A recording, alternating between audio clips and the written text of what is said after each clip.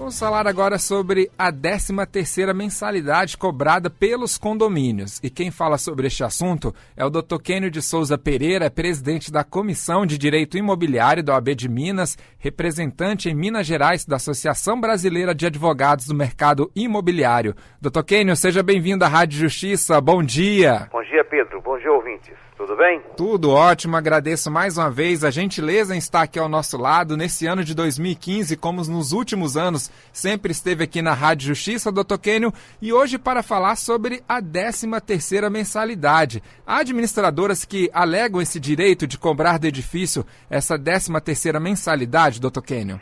Realmente é coisa muito estranha, tendo em vista que o 13º salário, porque o que acontece é que essas empresas, bem como contadores, vinculam essa ideia ao 13º salário, que é consagrado pela nossa Constituição Federal como uma gratificação natalina, ou seja, essa 13ª mensalidade, ela não pode se equiparar a uma gratificação que foi feita somente para o empregado. Então, aquela pessoa que é subordinada ao empregador, que tem carteira assinada, é que tem direito a esse 13º salário.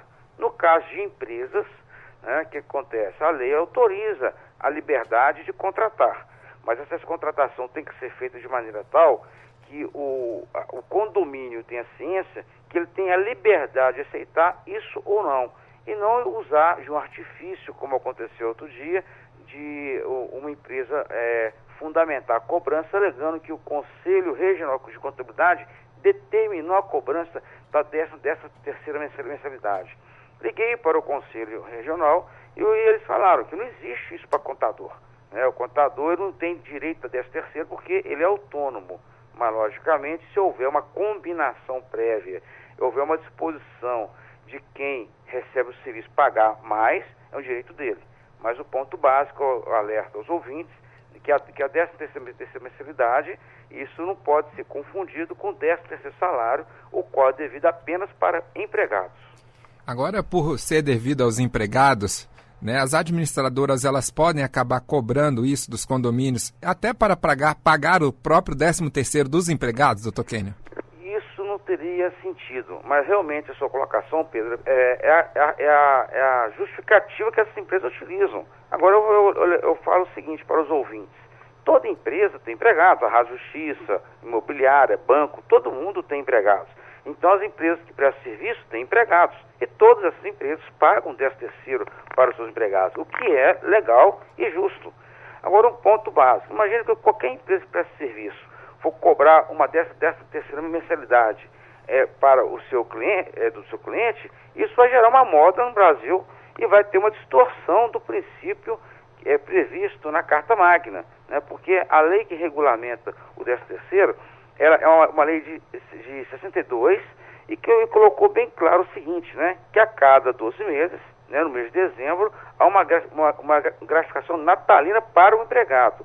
Então, realmente, uma empresa querer ser tratada como empregado não tem sentido. É uma distorção da lei, é uma distorção do princípio que visa a proporcionar aos empregados um maior conforto, uma renda extra no final do ano. Então, as empresas que administram, em geral, elas não cobram essa 13ª mensalidade, por ser uma coisa ilógica. Nesse caso, doutor Kênio, até em razão dessa explicação que trouxe aqui aos ouvintes da Rádio Justiça, caso tenha havido pagamento, então, do 13º salário a essa empresa prestadora de serviço, a administradora, sem que haja, então, portanto, essa obrigação contratual, já que a gente frisa que, em muitos casos, não é devida essa cobrança. De alguma forma, o síndico ele pode exigir a devolução dos valores pagos? Com certeza, porque existe, no caso, uma empresa que administra o condomínio para serviço. Então, uma relação de consumo. E, de acordo com o artigo 42, parágrafo único, cabe a ação de repetição de débito. É o seguinte: o síndico, o condomínio, pode exigir a devolução do dinheiro pago até em dobro, tendo em vista que a sua cobrança foi indevida. Mas, se houver uma contratação prévia, um ajuste de comum acordo, aí sim, o pagamento é devido, porque houve essa combinação por escrito entre as partes. Agora, doutor Kenny, o senhor, com uma larga experiência nessa área imobiliária, já conversamos inúmeras vezes sobre vários temas nessa parte imobiliária. Eu gostaria de saber da justiça dessa cobrança. O senhor acha que é justo cobrar dos proprietários do imóvel esse 13º salário? É uma questão interessante. Eu tenho uma imobiliária, a minha empresa atua como promovendo a locação de imóveis há 43 anos no mercado, né? E a minha imobiliária, eu cobro do locador, no caso proprietário, 10% de comissão mensal. Realmente não teria coragem, não teria condições de criar uma 13ª cobrança do locador do imóvel, né? Porque eu recebo pelo meu serviço de administração todo mês 10%. E logicamente no final do ano, né, poderia até ter despesa a mais com meus empregados, mas essa é questão da empresa. Então eu acho que não teria condições, como eu vejo no Brasil todo, nenhuma imobiliária que administra imóveis cobrando do locador uma 13ª prestação. Seria o mesmo, então, né, Pedro, colocar a questão para os ouvintes, do próprio locador falou assim, então vou cobrar do meu inquilino o 13º aluguel também. Não, então se essa moda pega, isso daqui a pouco vai virar uma rotina no Brasil, é uma coisa completamente inaceitável. Então, nesse caso, continua a cobrar pelo meu serviço, como advogado, como empresário do setor imobiliário, a comissão, no caso da locação, é mensal. São 12 meses, um ano.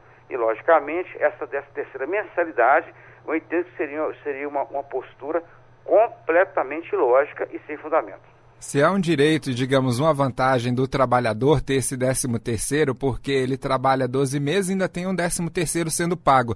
Agora, se as despesas também crescerem para a 13ª despesa, não vai ter vantagem alguma para o trabalhador no nosso país, se ele tem um benefício a mais de receber um 13º, mas tem uma despesa a mais, a 13ª despesa que ele tem que pagar.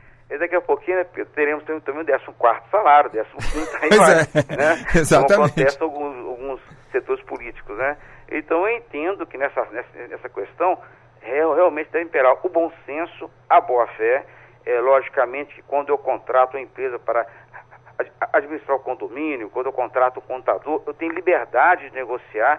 Esse prestador de serviço tem que ser regiamente remunerado, mas dentro de um critério lógico. Nada de querer vincular a questão do 13º salário, que é para empregados, e transferir essa benesse para empresas. Isso realmente seria uma anomalia do princípio legal que fundamentou a criação dessa benesse que se limita aos empregados. O senhor já explicou em outras oportunidades sobre a convenção de condomínio, também o regimento interno. De alguma forma, isso pode acabar constando de uma convenção de condomínio, doutor Kenny? Eu acredito que eu estou trazendo esse exemplo absurdo, mas eu gostaria que o senhor explicasse isso aqui aos nossos ouvintes. Na prática, é uma coisa tão inusitada, eu nunca vi nenhuma convenção conter isso. Mas, em função de uma pretensão no mercado aí, de um setor específico, né, de querer ser melhor remunerado, no caso dos contadores também, eu entendo que poderia até vir a constar, quer dizer, na convenção, como cautela, como uma cláusula, um artigo de orientação ao condomínio. Mas porque as pessoas elas têm muito boa fé e elas acreditam que as empresas cobram, né, esses valores com algum fundamento legal. Tanto é que, repito, né, tem empresas que alegavam que isso era uma lei que constavam de uma determinação do Conselho Regional de Contabilidade. E realmente liguei para o Conselho e falou, não existe terceiro salário para contador. Então, um ponto que eu acho interessante é que a convenção pode vir a constar algumas orientações nesse sentido, inclusive, mas um ponto básico. A Assembleia, quando aprova uma empresa para prestar serviço, deve dar preferência a empresas que venham cobrar um valor mais razoável e esse valor é combinado entre as partes. Então, o que é combinado não é caro. E se a pessoa quiser pagar alguma taxa extra, alguma 13ª mensalidade, ela tem liberdade de aceitar isso, de acordo com o seu ponto de vista, e não conforme uma alegação que não tem fundamento jurídico nenhum. Até para o leigo, aquele que não é da área jurídica, se você fala, não, é devido realmente a esse 13º, isso consta de determinado ato, resolução, enfim, eu falo a lei, e, de certa forma, aquele que não é da área jurídica não vai investigar se isso realmente existe, ele acaba tomando como uma verdade. Não, realmente existe, então, essa cobrança. Eu nem conhecia essa cobrança que estão me fazendo. Mas, na verdade, não existe, pelo que a gente deixa claro aqui para o nosso ouvinte, não existe uma determinação legal nesse sentido, né, doutor Kênio? Correto. Então, a Carta Magna é clara nesse sentido e tem uma lei que regulamenta isso há 50 anos, praticamente. Então, somente aquela pessoa que você assina a carteira, que é o seletista, que tem direito, no caso, ao 13º salário.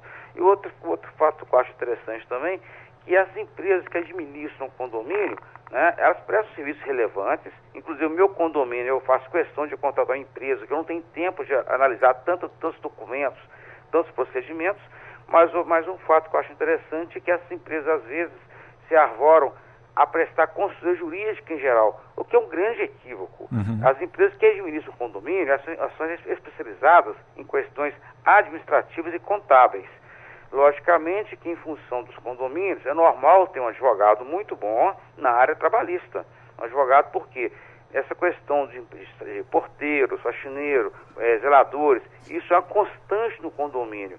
Mas as questões jurídicas mais complexas, a empresa que administra se arvorar falando que presta uma consultoria completa, isso é um grande equívoco, porque as empresas não são empresas especializadas na área jurídica. Então, há uma distorção nesse sentido e que eu vejo no dia a dia diretoras de empresas que administram condomínio, né, agindo como se fossem advogados e, logicamente, orientando o condomínio muitas vezes de forma equivocada. Uma questão é o conhecimento geral, é um bom senso. Outra situação completamente diferente são conflitos jurídicos nos condomínios que exigem um conhecimento profundo da lei e, logicamente, o condomínio tem que ser orientado por um profissional. Da mesma forma, eu acharia absurdo, inaceitável, um advogado, né, querer assinar um balancete, querer conduzir questões contábeis, porque não é a área dele. Então, eu acho que há uma atuação de algumas empresas de forma infeliz, né, no sentido de orientar o condomínio em questões jurídicas complexas e que leva o condomínio, às vezes, a adotar uma atitude irregular e, logicamente, tendo prejuízo com isso. É um ponto que a gente sempre destaca aqui ao ouvinte da Rádio Justiça. O síndico, ele pode ser uma pessoa leiga nessas questões empresariais, mas tem que lidar diariamente com essa parte da contratação, né, da prestação de serviços. E sempre bom, então, ter uma consultoria jurídica ali dando todo esse aporte para que realmente se tenha uma definição mais exata, se aquilo consta ou não da nossa legislação. Acho que isso é importante e poderia tirar essas dúvidas, né, doutor Kênio, essa parte da consultoria jurídica. Com certeza. Um fato que eu acho interessantíssimo, o brasileiro ele é muito exigente. As pessoas elas passaram no dia a dia a ser mais impacientes e a não tolerar o erro. Então, quem assume o condomínio, grande parte são pessoas leigas, um aposentado, uma pessoa que trabalha no comércio, não domina questões do Código Civil, da Lei 4.591, não domina questões tributárias, enfim. Então, o síndico, ele tem o direito de contratar uma consultoria. É importante que a Assembleia dê essa autonomia para o síndico, de forma a que ele possa agir de maneira acertada. Eu ressalto isso porque já vi vários casos que o condomínio toma uma atitude infeliz, gera uma demanda judicial, é condenado muitas vezes, e na hora que gera o prejuízo, então as pessoas querem culpar o síndico esse que às vezes foi impedido de ter uma consultoria mais profunda sobre a matéria. Então nos condomínios existem situações de grande conflito, e ressalto aos ouvintes, né, que no nosso país estamos vendo o crescimento de condomínios gigantes, tem condomínios com 600, 700 apartamentos, e, logicamente, é um desafio jurídico, até para o advogado que não é da área, compreender algumas situações.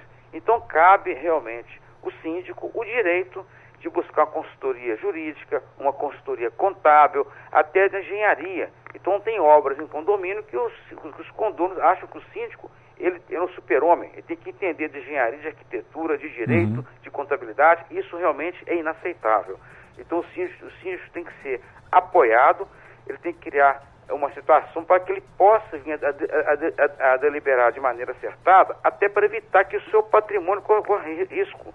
Porque se o síndico cometer um ato irregular, um excesso de mandato, ele poderá vir arcar com prejuízo, até respondendo com o seu patrimônio pessoal. Então, cabe ao síndico se resguardar em relação a isso.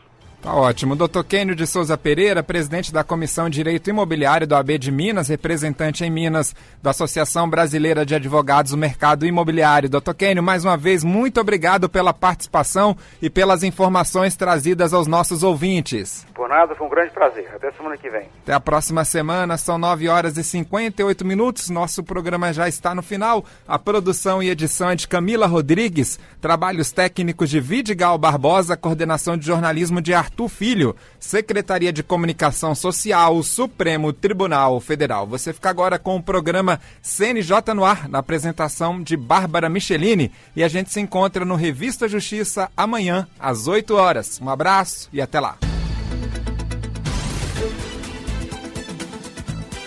A Rádio Justiça apresentou Revista Justiça.